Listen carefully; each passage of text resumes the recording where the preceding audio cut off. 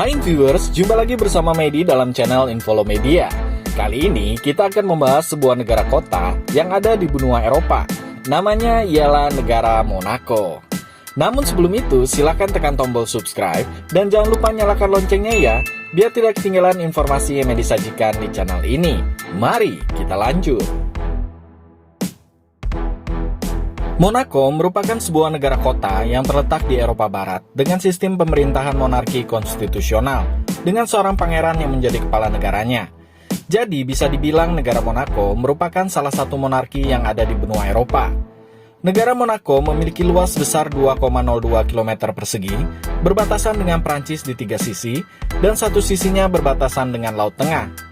Namun sebenarnya nih viewers, dari segi letak, negara ini adalah sebuah negara yang berdiri di dalam Prancis. Monaco hampir mirip dengan Vatikan, sebab dikelilingi langsung oleh negara Prancis. Pusatnya terletak sekitar 16 km dari Italia, dan hanya 13 km dari timur Laut Nice, Prancis. Negara Monaco memiliki populasi sebesar 39.244 jiwa pada tahun 2020, dengan mayoritas menganut agama Katolik Roma, yakni 90% dari total populasi.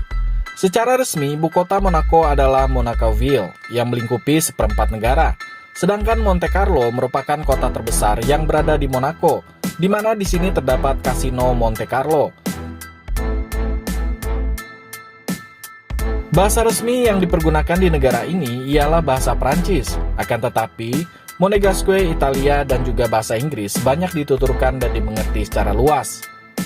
Nama Monaco sendiri datang sekitar abad ke-6, yakni mengacu dari bahasa Liguria Monoikos, yang berasal dari bahasa Yunani Monoikos, yakni satu rumah, dari kata monos, yang artinya sendiri, dan juga hoikos, yang artinya rumah.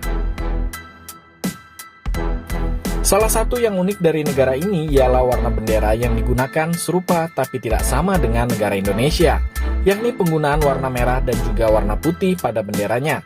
Sekilas mungkin kita sulit membedakan, sebab bendera Monaco sangat mirip dengan bendera Indonesia. Sebenarnya ada perbedaan mendasar dari bendera Monaco dan bendera Indonesia, yakni terdapat pada ukurannya. Bendera Monaco menggunakan perbandingan panjang dan lebar 4 dan 5, sedangkan bendera Indonesia menggunakan proporsi dimensi 2 dan 3, serta tingkat kecerahan warna yang berbeda. Menurut kabarnya, negara Monaco mengadopsi secara resmi bendera ini pada tanggal 4 April tahun 1881 di bawah pemerintahan Pangeran Monaco Charles III.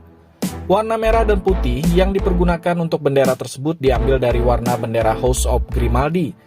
Grimaldi adalah keluarga dari Italia yang merebut kemerdekaan dari kerajaan Genoa di bawah pemerintahan Francesco Grimaldi pada tahun 1297. Sejak saat itu, warna merah dan putih digunakan sebagai warna bendera Monaco dengan sistem pemerintahan monarki. Sebenarnya, bendera Monaco termasuk ke dalam salah satu bendera tertua di dunia. Sehingga ketika Indonesia merdeka dan mengusung warna bendera yang sama, negara Monaco tidak sepenuhnya menerima. Sebab menurut mereka bendera merah putih sudah lama mereka patenkan dan juga gunakan. Namun Indonesia menolak untuk mengganti bendera. Alasan negara Indonesia tidak mau mengganti bendera tersebut sebab warna merah dan putih yang digunakan dalam bendera Indonesia terinspirasi dari warna bendera Kerajaan Majapahit yang mempunyai 9 garis merah dan putih. Penggunaan bendera merah putih yang terdiri dari 9 garis itu dilakukan selama kurang lebih 200 tahun. Tepatnya mulai tahun 1293 sampai tahun 1527.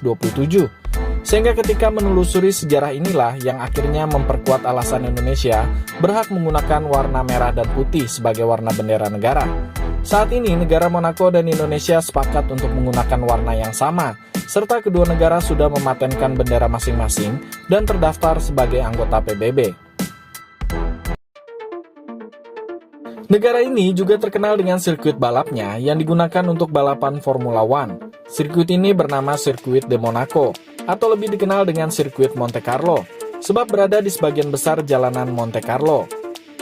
Karakteristik sirkuit ini juga unik, sebab menggunakan media jalan raya kota sebagai lintasannya.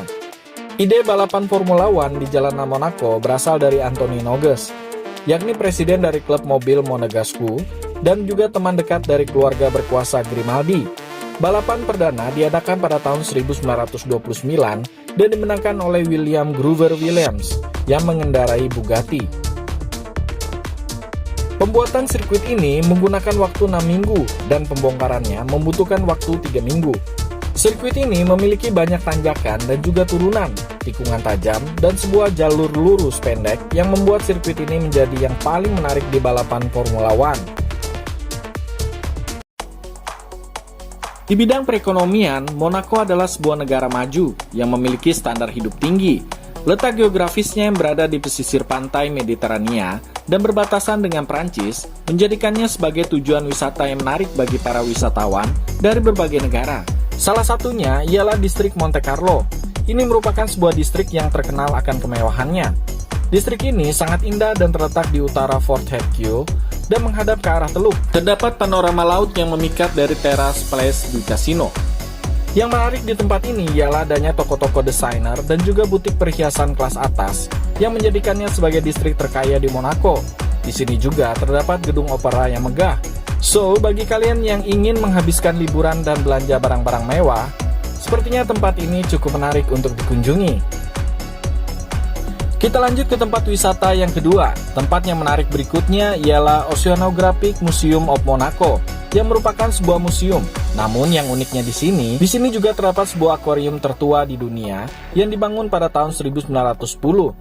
Oceanographic Museum of Monaco berlokasi di tempat yang spektakuler, yaitu di Le Roser, hampir 90 meter di atas permukaan laut.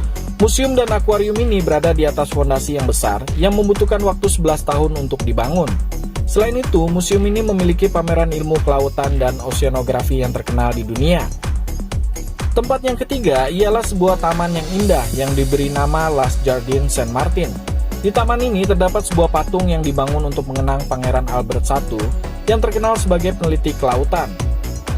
Selain itu juga, taman ini membentang di sepanjang pantai di sekitar semenanjung Le Roser dengan tebing curam yang menghadap ke laut Mediterania. Di sini juga terdapat beragam spesies eksotis dan juga bunga-bunga yang tumbuh subur di taman ini.